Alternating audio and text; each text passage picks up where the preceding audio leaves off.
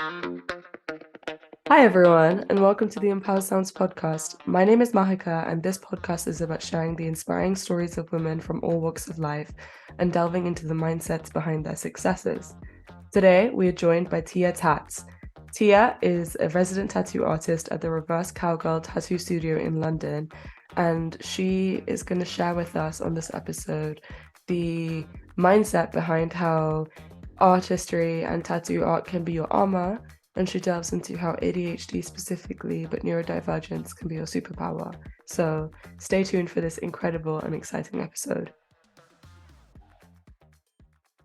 So, Tia, before we start talking about tattooing, I want to know, what was your relationship with creativity and art growing up before you became a tattoo artist? So I was always a creative person. Actually, I feel like my obsession with being creative or drawing stemmed from when you were a child and you had that magazine that you'd get from just the like off license, and it was where you had to draw half of the image that was already there. So I always tell the story about how my mum used to get me that magazine, and there was a lion, and I remember it was a lion because it was really hard to draw. And I was getting so frustrated that my half of the lion didn't look like the lion that was printed on the magazine. So every day I would ask my mum, like, please, can you buy me that magazine again and again? Even if it was the same one for like weeks, just so I could draw it and get it right. And that's when I kind of started to enjoy drawing, I guess, and looking at things and making them my own. Yeah, so since the age of probably like 5, 6 years old, I was always drawing, always chilling with paper and pencils and stuff. It was definitely a good outlet for me. That's awesome. And aside from drawing, how else do you express your creativity? I've always been someone that's enjoyed writing, creative writing. I express a lot of my kind of,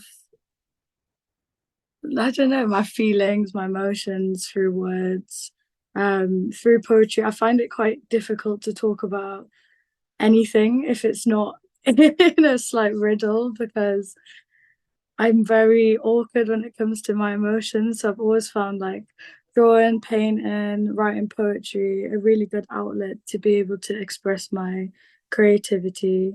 Because it's the message in it is kind of hidden amongst the art. And it was a really good way of me like stimming in a sense as a kid and kind of getting all of that energy out of my system. And when I was a teenager, I guess my creativity was shown through my fashion and the way that I dressed, but I didn't have the money to buy clothes until I was a teenager. So you don't want to see me before. Before that, I was wearing some ugly outfits from my mum and hand-me-downs off my sister. But yeah, definitely through art, clothes, music, and poetry. Awesome. And how would you say your creativity, your style, has evolved throughout the years? Like you talked about having money to spend on clothes now, and so you can now use fashion as an outlet. But other than that, like, have you seen your style kind of change and evolve and grow as a creative? Yeah, so I feel like at first when I was jumping into fashion, I kind of got on the whole trend following wagon, like bandwagon for a bit. And it felt nice because I'd never been able to hop on trends, and that was something that I feel like I felt I was able to be like more involved in, and I kind of felt a bit more accepted amongst my peers to be able to like jump on trends and have the new thing and whatever it was. But I reckon from the age of 15, um, I sort of found comfort in the sort alternative aesthetic. So I was wearing a lot of dark colors. I was wearing kind of grungy outfits, dark lipstick, gothic style clothes really. Before it was cool. I feel like it's cool again to be a bit gothy, but back then it wasn't as cool, but it was just a way to be expressive. And I don't know, I just really liked wearing grungy clothes, Hanes and stuff like that, platform shoes. I remember wearing creepers when they were fashionable as well, but I wore them to school. They were like super big in the alternative community. And I went to my first day of year nine, it was, and I rocked up wearing creepers. And there was a Facebook group on my to do with my school, and it was called Creeper Watch, where people would take pictures of creepers and put them on the group, like, haha, they're wearing creepers, and I got put on it. It was so embarrassing. But I was like, fuck it, like, this is what I like to wear and this is who I am. So yeah, definitely like alternative, gothy, grungy style. And then as an adult, I feel like I've toned everything down to a degree, but I still definitely wear a lot of black, and I wear a lot of color coordination. I find comfort in tones and matching colors. I think it's nice to coordinate your outfits and the colorway more than anything, like more than what you're actually wearing. I feel like the colors matter the most, if that makes sense. When I was like 10, 11, I was watching Miami Ink on TV. And I looked at Kat Von D, I think it was, and I was just like, I want to be a tattoo artist. Like, she's sick. I was just like, that's what I want to do. And because I was drawing as well at the time, like, I'd always been drawing, and I always asked my family and my uncles and stuff, like, I want to be an artist when I grow up. I used to say to my mum, I want to be an artist. And my mum was like, artists make no money. You can't be an artist. And I was like, but I want to draw, like, I want to create.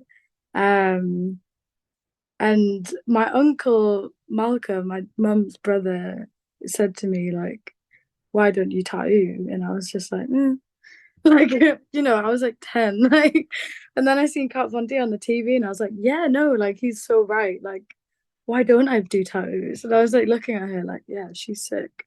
And then became infatuated with drawing tattoo designs.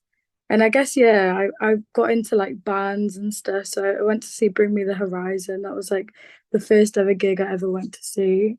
And I remember seeing like Ollie Sykes, and he has loads of tattoos. And his girlfriend Hannah Snowden, who's a tattoo artist, and she has loads of tattoos. And I was like, yeah, like they're so cool. Like, that's everything I want to be. And that never changed really. Like, just that kind of infatuation with expression and being able to like go out with a bold statement and just be a tattooed person and just not care about it and just be proud of it. Which is why I guess I got tattooed very young as well, and covered my body quite young with tattoos, because I just still don't regret any of it, to be honest. I absolutely love my tattoos, and I love the meaning behind kind of rebelling against society and getting tattoos. That's amazing. Would you feel comfortable telling us the story behind your first or one of your tattoos, or give us an anecdote as to the kind of thing that you chose to kind of reclaim and put on your body? Yeah, so I was always so I'm half from Hong Kong. So my dad's side of the family are from Hong Kong. So it's always been really taboo to have tattoos. It was always like my little dream, and I feel like my family thought I was going to grow out of the idea of wanting to be a tattoo artist, and um, they kind of thought, oh, she's in that emo phase, she's going to grow out of it. It's fine. But when I turned 18, it was like my 18th birthday. The first thing I wanted to do was get a tattoo. So it was literally my 18th birthday. I was finally legal. I was weighted as well because I could have got one at like 17. Um, so I was like so close to getting one at like 17, but my mum was like, you can't disrespect me like that. So I didn't do it. But yeah, 18th birthday, me and my sister went to this like walk-in tattoo shop in Newcastle. Um, and we decided to get Chinese characters, but like, so in Chinese culture, people call it like whitewash Chinese. So like the Chinese characters that only make sense in England, if that makes sense. And like the ones that you'll see like uh a lot of people that aren't Chinese get the tattoos of, which is like the big symbols, and they often don't really translate well in Chinese. And we were, because we're so like me and my sister are so like westernized, like we thought it would be so funny to get like little sister and big sister in them Chinese characters, which is like really tacky, but like we loved it. So I got like Mei Mei, which is little sister, and she got Jeje, which is big sister. I got it on the back of my neck, and she got hers on her leg.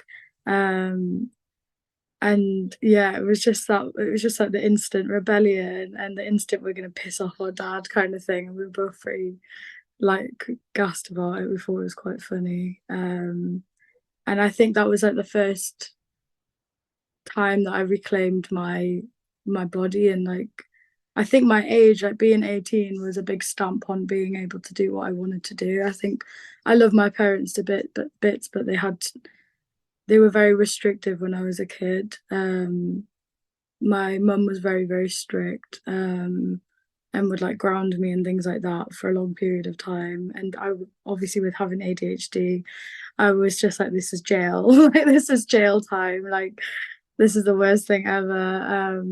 So when I was 18, it was just like I could reclaim my body back. I could reclaim my freedom, my, who I am. I felt like I kind of held that all in for 18 years. And then yeah, I kind of went a bit overboard and was like, this is me. And I couldn't wait to do it. And yeah, each tattoo I got, the more and more I kind of owned myself, for the first time.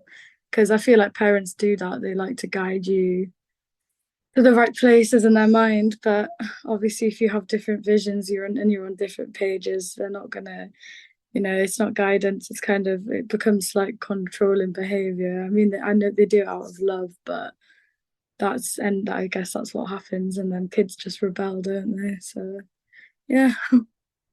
Thank you for sharing that. I love the story of you and your sister. It's such a cute first tattoo. There's so much to unpack here, and Yeah. I want to talk to you about your relationship with your parents and the stigma around tattooing and everything. But before, you mentioned that you have ADHD, and it's something that a lot of people suffer with.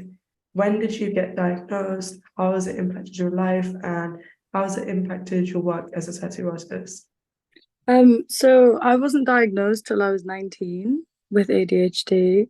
Um, and I feel like I would have benefited with the diagnosis in the academic system because all of my school reports were like, bright kid, short attention span, like she seems disinterested. She is looking at the clouds. She's drawing on herself. So I was always drawing on my arms. Obviously wanted to be a stylist. I was obsessed as well, like hyperfixated on that.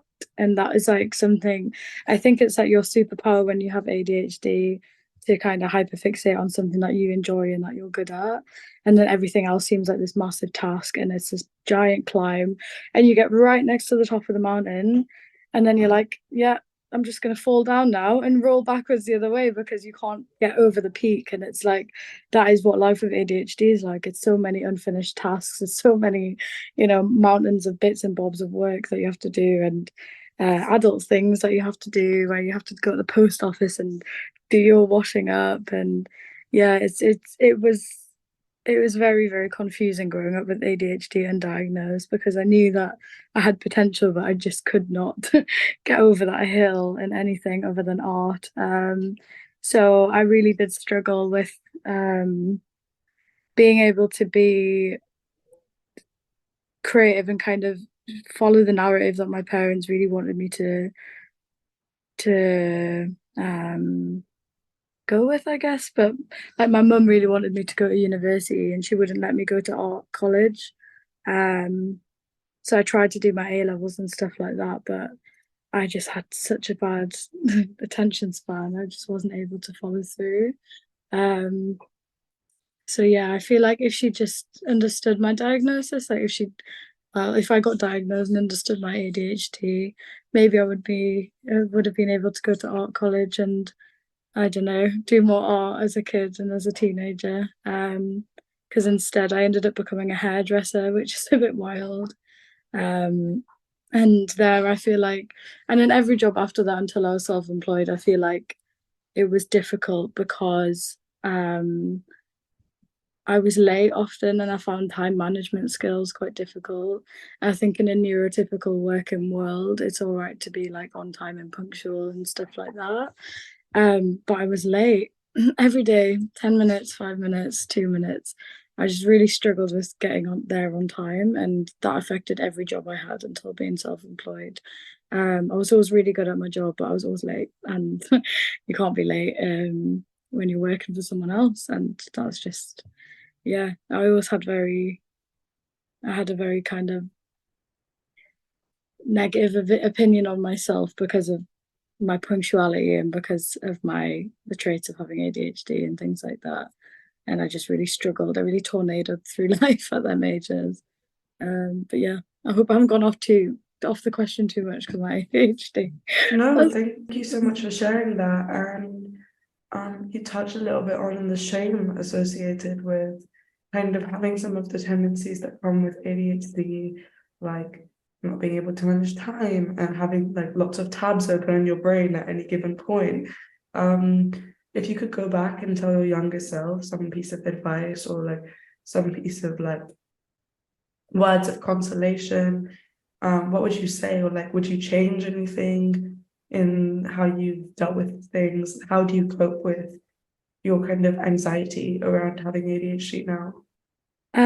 So I feel like because of my diagnosis and understanding why I'm the way I am, I've been able to work around my ADHD, and I've been able to make adjustments in my life where I can communicate things well and not use it as an excuse, because I feel like people with ADHD are really good at being like, I'm just going to use this as an excuse because it's easier, because you can get things done and you can push through things, and you can change your kind of cognitive response to things, and like just be very aware and find a solution, because there's always a solution. So like I have like a place for everything, and everything goes in that place. And like I've got a chain for my keys, and I clip it onto my belt every single day so I don't lose my keys because I lost keys and keys and keys for years. And yeah, so now my keys are attached to a chain, and they're always on me at all times, like a dog on a leash. And yeah, it's just making small adjustments to manage my ADHD better. And people that stigmatize ADHD, I guess because I'm self-employed and because I'm an artist, and I'm really lucky I don't have to deal with people if I don't want to. So I've chose a career path and a kind of style of employment where I'm self-employed. And I don't know, just being an artist and being a creative around other creative people that are also neurodivergent. In the outside world, I chill with a bunch of neurodivergent people as well. I feel like we are, yeah, like we kind of run in packs in a sense. And I guess I live in a bubble. I don't face much stigma anymore. Um, I used to feel it a lot, like going to parties, like when I would walk into a room and I would either be like mute because I could not socialize because I was so overwhelmed, or I would be chatting away and interrupting people, and I would be like, it's like this little third me looking at me having a conversation, like, shut up, please shut up, like, why are you talking still? And I was just there, like, chatting away, chatting away. So I used to feel that kind of like anxiety and embarrassment and things like that, when I was socializing at parties with big groups. But I don't really feel that anymore. I just kind of make it known, like, oh, sorry if I'm interrupting you, sorry if I'm talking over you. I have ADHD, I'm not being rude. And I remind myself to be quiet, let other people speak as much as possible, and just be aware. But usually I'm chilling with people with ADHD and we're talking over each other.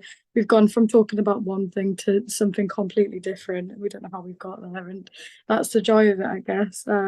So yeah, embracing it as much as I embrace who I am, in every other way, has been a big part of accepting the stigma of being neurodivergent and having ADHD.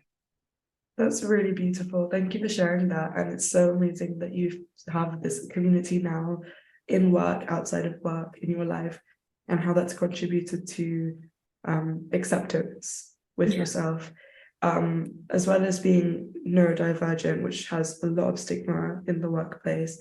You mentioned that you work in the creative industry, and the tattooing industry itself is heavily stigmatized and has several misconceptions. You believe to be the biggest misconception about the tattooing industry?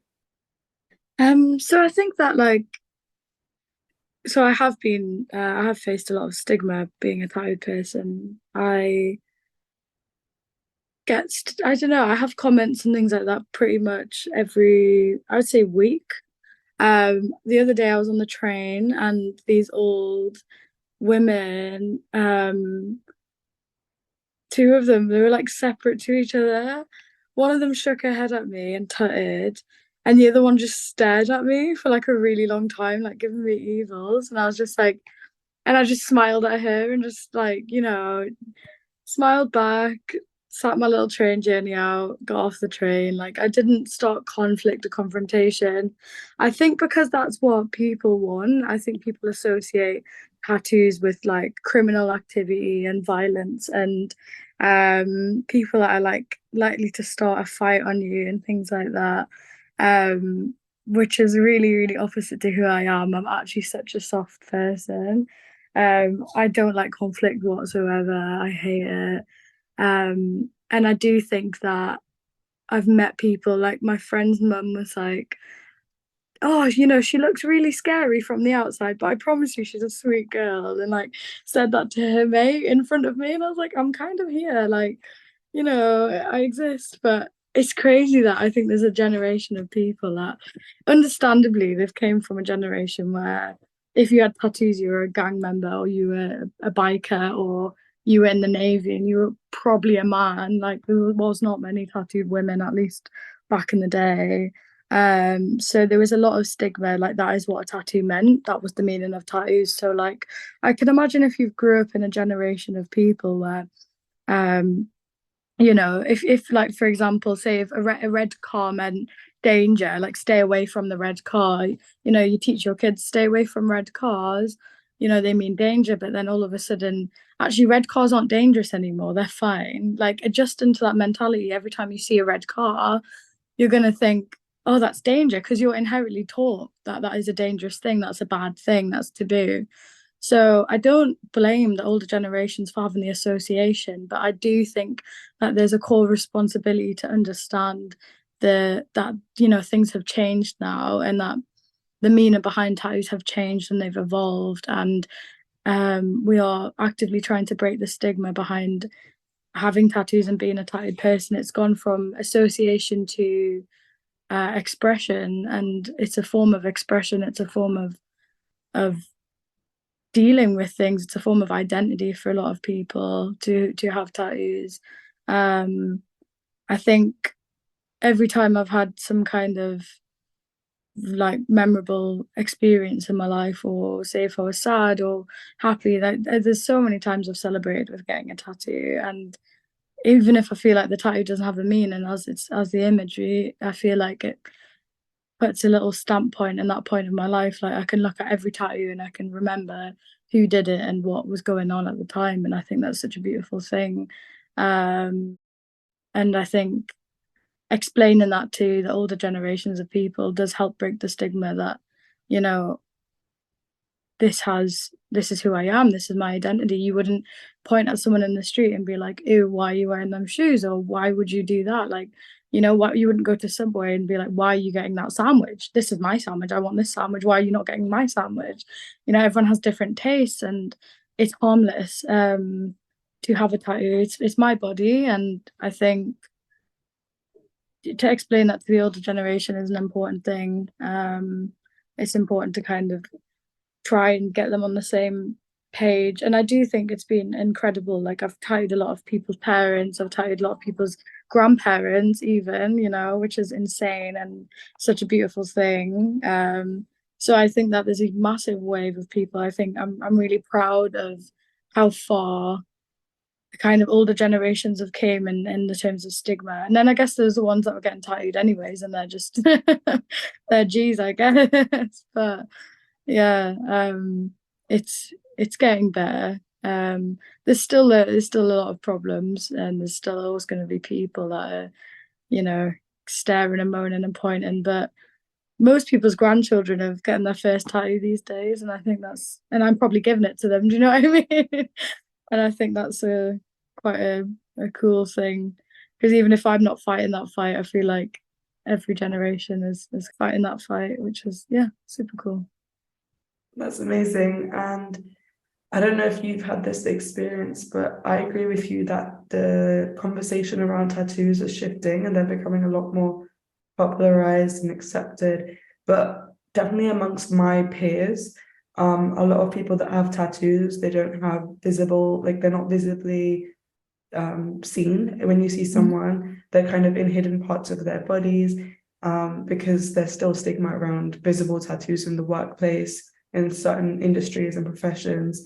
Do you have any advice for people who are scared to get visible tattoos and how they should navigate professional settings and be taken kind of seriously when engaging in conversations regarding business when they have tattoos that are visible?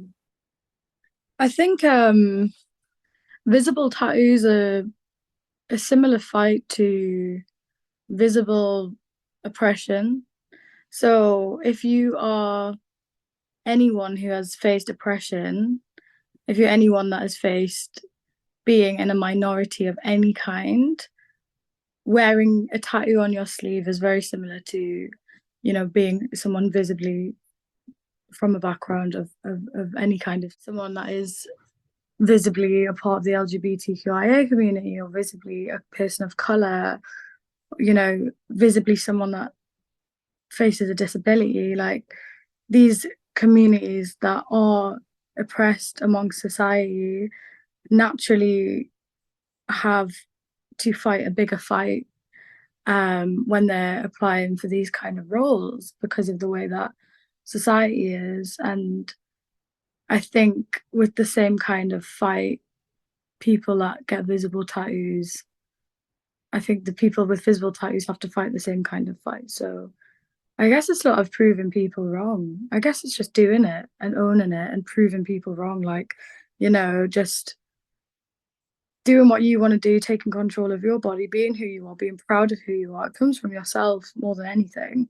Because if you stand with your shoulders back and you want to do something, you will do it, no matter who you are. Like, you will do it. Like, so many iconic people in history have proved everyone wrong. Like, that is the origin of their story, is that they've literally proved everybody wrong. And I think that is such a gorgeous thing. So if people are scared of getting tattoos, it's a lot of internalized doubt. If they're scared of visible tattoos, like, I really want one, but I doubt myself. I doubt myself in this career. Like, I doubt that, I think it's going to stop me from getting to A to B. And it's not. The only person that's going to stop you is you, plus the idea that your tattoo is going to stop you getting from A to B. Because put a bit of makeup on it, get your job, secure that, and then come into work, and what they're going to do, fire you. Do you know what I mean? Discrimination. So, like, there's ways around it. Or there's just standing really strong and or being like, you know what, I don't want to work for people that won't accept me for having a tattoo on my hand or on my neck. And the more people that do that, the more the industry is going to be, these kind of employers are going to be left out to dry, because no one's going to be able to work for them. So I guess it's a unity thing. And I feel like if more people that are on the fence did do what they want to do and didn't kind of cower to the rules, essentially, of these corporate and more professional workplaces, then they'll be able to, in unity, fight that stigma, and get exactly what they want. Be a tattoo person and be a lawyer, or a teacher, or whatever else. Jobs don't really accept tattoos. A lot of them, to be honest, doctors and surgeons and things like that. There's still a lot of stigma, but yeah, I think it is slowly changing though, because I feel like all them job professions that I've just listed are people that I tattoo. So even if they're not visible tattoos, maybe 10, 20 years ago, the people in them professions wouldn't even have a tattoo. So slowly we're getting there for sure, I think. I love that. And I love that you've had experiences of tattooing people and you've seen that progression and change. And I love that piece about acceptance and just owning yourself. And I think another theme with acceptance and tattoos comes body insecurity and beauty standards, because there's a whole host of expectations and standards placed on beauty, especially for women, but for men too. And I think society often imposes unrealistic beauty standards, which contributes to insecurities. How do you believe the tattooing industry can challenge these standards and promote a more inclusive and body positive culture? I feel like just make friends with tattooed people. I think being in a community of people, like being in a circle of people that are tattooed, that are like that don't necessarily fit the social sign kind of standards of beautiful or like pretty, like these kind of words that it's like, oh, like they're very harsh and they're very in your face kind of thing. Like I don't see that in myself. Like I know I'm covered in tattoos and I know that a lot of people see that from their perspective to me, but I still put on a dress and feel pretty and I still put on makeup and earrings and I still feel very feminine and I'd like people to perceive me as that, but I feel like if people aren't able to perceive me as that, then that's on them, and that I guess that's their own work and journey. But I think making friends with people, so like say if you didn't know me a year ago and made friends with me a year ago to know me now, you might look at me through a different lens completely because you've seen every side of me that proves that I'm not just a tattooed person. I'm vulnerable and I'm kind and I'm shy and I can wear a banging dress and I can go the other way and wear big baggy clothes and stuff, and it's not conforming to gender and it's not conforming to you know adjectives, and I don't just fit in a box. I'm more than that, and I think knowing me is a good way of kind of recognizing that and understanding that. So yeah, my advice would be to just make friends with people and not have your guard up and become more involved in the scenes that are really good at being accepting. And I do think that is the creative scene. I can't lie. I think the creative industry is amazing for that. I think one of the best places I've ever been to was this place called Say It Back, which is a poetry open mic night run by this girl called Eliza Legsdine, who's actually a singer now. And she's just so cool. Like she is a very strong and powerful person.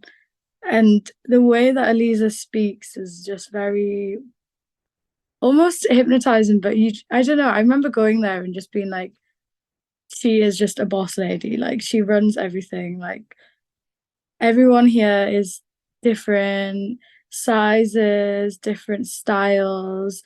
Some people had tattoos, some people didn't have tattoos. It was a mixed bag of people from different places in the world. And Eliza was just on the stage, just like with all of her heart and glory, expressing herself and cheering on the crowd and cheering on every single person that came up and shared their poetry. And I was just like, this is so sick. Like, we're so involved. Like, I never thought I'd be in a room full of people of all different genders, ages, sizes, um, everything. And I just thought, this is just so sick. Like, I felt like that was the first time I'd really experienced the diversity in London, because obviously being from Newcastle, from a small town, in Newcastle, it's just like everyone looks the same, everyone does the same thing. Um, so yeah, that was like the coolest thing in the world. And I've always been really keen to kind of be around different creative people with their own identities and be very conscious to continue to chill with people that, can teach me a lot of things. So yeah, I'd just say networking and hanging out with people that you wouldn't necessarily think to hang out with, and just being nice, being open-minded, and yeah, loving people for just who they are and what they do. And I just think that's sick. Rather than judging people. I think everything stems from judgment, doesn't it, really? That's what most of the problems are with stigma, is judgment, isn't it? So yeah. 100%. That is so sick. And I'm definitely going to leave like the information relating to that in the show notes for anyone who also wants to kind of explore that, 'cause it sounds amazing. I want to check it out as well. Touching on poetry and judgment, I think another extremely important aspect of tattooing is how it can help you kind of work through traumas associated with your life. Like you said, you can use tattoos to mark celebrations, but you can also use them to mark how you overcame adversity and found strength. Can you share with how you found tattooing or being tattooed personally therapeutic and how it's helped you overcome any difficult experiences that you've had? Yeah, so I've found with tattoos, the pain element of getting tattoos has always been something quite comforting to me. I think it's been it's been able to test my own mind and my own way of coping with pain. I suffer with Ehlers-Danlos syndrome, so it's like a disability and it's a chronic pain disorder. Um, so it really helped, like getting tattoos in different areas of my body really helped me give like myself a good pain perspective because I've never had one. I've always been someone that's been in pain. And chronic pain. So you know it's called chronic pain, and your brain says, "Oh, I have a chronic pain disorder," but you can't quite understand what that is because you're feeling it every single day. So it really helped build a spectrum of pain for me, and it helped me power through the pain. And you get a gift at the end of it, so it's like that bit of dopamine. And then it's a bit of artwork that you've got forever, and I just think that's insane. I think that's super cool. Um, but also like I've had struggles in life where, I've felt like I've gone through things, and I've been a victim of like, SA and things like that. I feel like people are really trying to like talk about these kind of things, and I think they're quite taboo things in society to talk about. Um, and after going through what I went through, I always kind of related a lot of the meanings behind my tattoos in that period of time to what had happened to me and like how I'd overcame that. Like I got a tattoo that said strength and like, I feel like I wanted a script tattoo and I didn't know what I wanted the script to say. And then I was like, strength, yeah, because I'm strong. And like it wasn't like I'm getting this tattoo to symbolize this trauma. It was like I'm traumatized, I'm getting tattooed. And every single tattoo kind of had this underlying sense of like, yeah, this means that I'm gonna give it this meaning because I've been through that, and it really helped me heal from what I went through because it helped me feel more powerful and it helped me build a suit of armor on my body that I felt like could protect me. And I feel like the stigma can sometimes do me well as do me dirty in the sense of I feel like I'm less likely to get kidnapped these days if I go traveling, which is a really ridiculous thing. But so basically, you're more likely statistically to not get targeted if you go traveling for human sex trafficking, which is absolutely awful. Um, because you have tattoos, because you're more identifiable on CCTV and stuff. So I've always found it like this kind of token of protection, being like quite a heavily tattooed person. And I'd learned to kind of like train in the gym and stuff like that. And I feel like that plus my tattoos can sometimes protect me from narrow-minded and evil folk walking around the street who have really bitter and really horrible incentives to kind of hurt women. So hopefully, I feel like with the more tattoos I got, the braver I felt and the stronger I felt. Not just because of the kind of stigma around being like, oh, you're someone that can fight or whatnot, but more because I felt strong enough to handle anything because I'd handled the pain of a back tattoo and I'd handled, going through and healing from what I'd been through. Um, so yeah, that's I feel like I don't know if I went off topic there, but No, that was so powerful. Thank you for sharing that. The thank way you you. describe it reminds me of armor. It's kind of like you slowly piece together throughout your life these pieces of armor that make you feel not just physically protected from atrocities such as violence at the hands of men, but Mm, also, and I'm saying men, but just violence at the hands of actors, but also in terms of mentally kind of like I'm strong, this is evidence of what I've overcome physically in terms of mm, actually getting the tattoo, but also what the tattoo signifies. So I think that's really important. I was wondering if you have any advice for people struggling with their own kind of issues and they're seeking a creative outlet for healing. Do you think that they should look to tattooing as a means of empowerment and self-discovery? What's your advice for those people? Yeah, I think like I don't think if I think that you should want a tattoo first or have had wanted a tattoo first to some degree, but um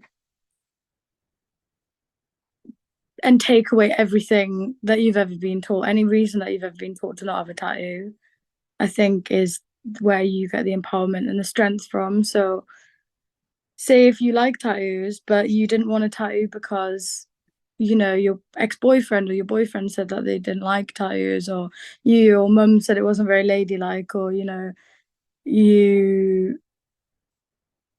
didn't want to look to this or that, that maybe that's when you should get it and you should feel empowered by it because you've done it and it hasn't changed you, you're still you, but you're you and you've overcome your own mental boundary.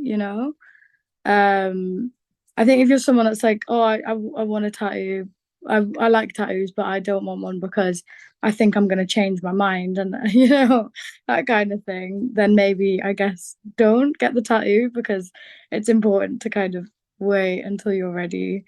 And if you're just going through a hard time and like you don't have any tattoos and you're like, I want a face tattoo right now. Obviously, us as tattoo artists have a duty to be like, you might just be going through something. Maybe try somewhere else first because, Rome wasn't built in a day and we need to get to a better place before you can start just getting random face tattoos without anything else on your body and a secure kind of future. So yeah, I would say if you have anything holding you back in terms of stigma related, then just do it. Like, and you'll feel amazing for it. I think if in your core self you know that you want to do it, I think you should. And then people that have gone through trauma and want a tattoo, I would say like if you are a tattooed person already, or if you like tattoos, or if you're not like crazy about the idea of it, I would say like it is a really good way to turn off your brain and sit and have to meditate for a bit. So if you're like in a really bad way and you're feeling really down, I always think that a tattoo can be a nice healer in a sense. Like it's a nice bit of adrenaline, it's a nice bit of dopamine. It's a nice way to turn your brain off from the thoughts because you are forced to just sit there or lie down and relax or, breathe through your tattoo. A lot of people use breathing exercises when they're getting tattooed, and you just don't have to think about it anymore. And I think that's quite nice, especially if you have quite an overreactive brain and it's, your brain's always on a million miles per hour. When you've gone through trauma and you're sitting obsessing over it and thinking and thinking and thinking, it's a really good way to just turn off and relax and talk to your artist. That's what we're here for as well. I find a lot of people, a lot of my clients, it becomes a slight therapy session, and I love it, and I think a lot of artists love it, to give advice and to heal people and to give someone a gift. And it feels like Christmas when you get to give someone that present at the end of it and they love it. And then I've seen people's priceless reactions to tattoos is one of the best feelings in the world. But also just being able to be there for people and just be a complete, anonymous kind of pair of ears listening to someone. You'd be smart, like honestly, don't know if you'd be surprised, but a lot of people open up. They're like often like, oh, I've never told anyone this, but they're sat there telling me like these things because I feel like it's a really good outlet. And yeah, I've had people cry and stuff before. It's mental, like, but yeah, it's a beautiful thing. That's so that's so amazing that you create space for your clients like that. I think tattooing is such a highly personal and intimate form of art. How do you navigate that as being a therapist, but also retaining like professional boundaries and making sure that you feel like as a businesswoman, this is your client, that like it's not too personal? Yeah. So I would say like I often share when I gauge the vibe and try not to overshare or like share to people that aren't I guess they're the ones that like I guess you can catch people's vibes and their energy in terms of like I'm really good at detecting how people feel and what they're here for and what kind of conversation feels appropriate at the time. I think that's part of the superpower of kind of like having ADHD and being a very empathetic person and kind of being someone that can gauge energies and understand where people are at and read the room. So I know who to speak to about certain things and I know who not to speak to about certain things. And if I do say something where I'm like, I've blurted something out, I do often explain again, sorry, I hope this isn't, any kind of dump or trauma dump. I think like being quite an honest and genuine person is something that everyone should do, professional level, human level, but professionality, I think the most important thing is that your client feels comfortable and that you are doing a service that is a good service and a hygienic service and you're not making your client feel uncomfortable in any kind of way. So I would never ask them a question that makes them feel uncomfortable. I would never, usually I just share first and then wait to see if someone shares back. And then if they do, it's like, that becomes a deeper conversation. And then, I might share something like, oh yeah, I've had a all right day. You know, this had a bit of a tragic morning, this happened, or, like someone was rude to me on the bus or something. And they're either going to be like, oh, right, yeah, cool. Like, I hope you're all right. And like cut the conversation or like, or they're going to go, oh, that's horrible. Like I had that the other day. And like, that's, I guess, how any conversation starts in a way where, you become very smoothly on this kind of journey of conversation and emotion, and it's a very organic way of talking about things. You wouldn't just talk about your trauma straight up right on the needle in the skin, so this happened to me when I was this age or whatever. Like it doesn't happen like that. It's a very organic way of expression, I think.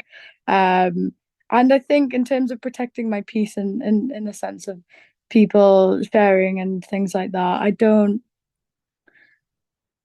think I have had anyone cross any boundaries with me before in terms of like them relying on me like as a therapist at all. I think people get excited to get tattooed to me with me to kind of catch up with me. So I see it more as like a friendship thing. Um than a therapy thing. I know it's very therapeutic, but I definitely don't think my clients see me as their therapist, but they know that they can trust and confide in me and also share what they want to share with me, and I'm there to hear it. But no one really messages me like out of hours, I think everyone knows to keep it professional. If I'd had that kind of boundary break where I thought, oh, this is really heavy, then I'm sure I'd be able to cross that bridge, coming to it and give like the right guidance on how to deal with that. But I feel like it's a very similar role to being someone's hairdresser. You become really pally with your clients, and I think that's a really cool thing. It's nice, yeah. That is really nice. And I think that it's a testament to how strong your client base and your community is, and Yeah. amazing for building that. Um, Balancing creativity and business can be a challenge, though. How have you navigated the entrepreneurial aspects of running your own business while maintaining like the integrity of being an artist and having that kind of close bond with your clients? Like, can you talk about the challenges you faced on the business side and how you've overcome them? I mean, it's been a bit of a roller coaster. I think being self-employed, also just being a grafter and having to like work a lot to get anywhere because even the start of my journey, I was a carer for a boy with autism. I was helping run a pub. So supervising a pub in East London, full time, and I was doing an apprenticeship full time. So I worked 7 days a week. I would often go to the studio in the morning, finish at 5:30, 6 p.m., go straight to my bar job, do that, do my shifts. And I was that and ADHD, like you're gonna burn out, and I did. I severely burnt out. I was unwell. My disability flared up so badly. But I was my dream, and I wasn't letting anything stop me. So I powered through it. So definitely my biggest battle with running a business has been burning myself out, working too much. I think sometimes I was unable to give like the right amount of energy to my clients, and I've been a bit, you know, tired, exhausted, and I felt guilty at times because, I'd had a returning client and I've been like, I'm really sorry, my social battery is literally just dead right now. So I'm so sorry that last time I was able to give you this energy. Today, I'm literally like, I just want to get the tattoo done really beautifully, and I might not be as chatty, and I'm sorry about that, but I feel like everyone's been very understanding. Um, and in terms of like the business element and like dealing with the stresses of a business, I think the financial element was always quite tricky to manage, but I did understand that I was a bit of a liability with money anyways before I got into the industry. So I made sure to like set up an accountant and things like that. So I think, yeah, like self-awareness, like honestly that label, like having it being labeled, and as people hate labels, but being understanding of the fact that I am neurodivergent and that my brain works in a certain way and that I'm impulsive really helped me put the barriers up and like kind of damage control in every area possible to ensure that I ran a business properly and, didn't um mess up, because I feel like the system is designed for neurodivergent people to fail. So like doing your taxes and things like that is for people with neurodivergent, issues. But kind of they're all just like, no, don't mention that word. Do not mention the T word. So I made sure to get an accountant and, set up all these things for myself. And I live off my Google Calendar. I literally cannot do whatever is not on my Google Calendar. That is my life. If it's not on my calendar, it's not there. Like that's it. Do you know what I mean? Like it's that's how I live my life, through my bloody calendar. But yeah, so I find they were the kind of challenges, but I've been really good in overcoming them. And like, yeah, I think the best part about being a tattoo artist is that as much as it is a profession and you are a creative and whatnot, and like you're offering a service and that's your job, I think it is a lifestyle as well. And it's something that is very effortless. So when you have the financial part and you know what you're doing, you know where to order your needles, you've learned the technique, you've watched. I'm a very vocational learner as well. Um, then you're good to go, really. It just becomes your life. It becomes part of your week. Like I don't see work separate to my days off. Like that is I'm really, really lucky to, I live. I don't go to work and then live. I live through it. I live through my job and I love it. And everything is about balance, I guess. So yeah. That is so incredible. And what an amazing journey. Thank you so much for sharing all of that with me and with my audience. And I will put all of your details below. So anyone who's interested, please go to Tia. Very, very, very talented artist. My last question to wrap up is, what is something that you're most grateful for in this moment? And you have had many experiences of tattooing amazing individuals. Could you leave us with a story or an experience that you had that left a profound impact on you? When I got to tattoo, see, I'm trying to think of other ones, but there's this one that's just lingering in my brain. And it was when I got to tattoo this girl and her grandma, or her great grandma. No, it was her grandma. Yeah, it was a girl and her grandma. But her grandma was like terminally unwell. She had like a breathing machine, and she never had a tattoo in her life. She was 78 years old. She was from America. She lived in Vegas. She was the sickest person ever. Oh my gosh. I was like, you're an icon. I literally was like, my life changed. Like meeting this woman, my life changed. And she was full of beans, hilarious, just like cracking on about her life in Vegas. And she was like, I love tattoos. I've always wanted a tattoo. I was never allowed a tattoo.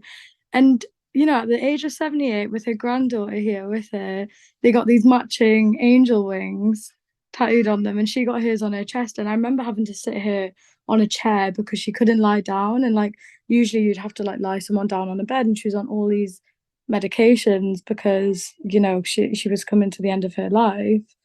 And I just found it really touching that I got to tattoo her before she passed. She finally did it, and I think it was really honorable because, she did what she wanted to do her whole life, and it didn't make an impact on when it happened, but the fact that she did it, like she ticked it off like a bucket list moment, and that I was the person that got to do it was it yeah, it was a really special moment in my career. And it just made me realize that no matter what age you are, it's never too late to do the thing. Like do things that you want to do. Like I think a lot about my mum and how my mum's at university right now and she's 50, she's 51. She just turned 51. And yeah, she's at uni, she's doing like counseling and therapy at uni. And I'm so proud of her. I think that is just such an amazing thing that she's doing. And it's very iconic that she has just decided, yeah, no, this is something I want to do and I want to go back into education. She gets her student loan. I'm jealous. Like every time she gets that student loan in, I'm just like, go on. Don't spend it all at once, you know what I mean? And yeah, I just think it's never too late to change what you want to do. And I think that's really important. And that impacted me so much in a way that it's not about tattooing, it's just about life, and it's about not being stagnant, and it's about taking risks, and just doing whatever you want to do and putting your mind to something. Because that is what you get the biggest thrills from that. That's what life's all about. So yeah, I really think if anything, I've learned through my clients and the amazing people that I've met and the amazing stories that I've learned is that, get out and see the world and travel and, skydive and do all the things that you're scared of. Because they always make people feel good. And I've never heard anyone go, "Oh, I did that thing, that I wanted to do for years that I've always been scared of and I hated it." You never hear that. You always just hear, "Hey, I never thought I'd do it, but I did it, and I'm so glad I did." And I think that is just, yeah, that is just proof. The proof is in the pudding. So that is the best thing that I've taken from my career so far. And who knows, I might do a career switch and do something else one day too. But at least I know that I'm in control. I drive the car. I dance to the beat of my own drum, and it's just I feel like everyone should do the same and not let anything stop them. And yeah, go get that tattoo. Do it. I think do whatever you want to do in life, with your whole heart, and just don't have any regrets about it. Life's short, innit? Wow, what a way to end. Thank you so much for everything, for being on this podcast, and for all of your amazing insights. You truly are an empowering woman. Thank you for listening to this episode of the Empower Sounds podcast. Stay tuned every Monday for your weekly dose of inspiration and entertainment.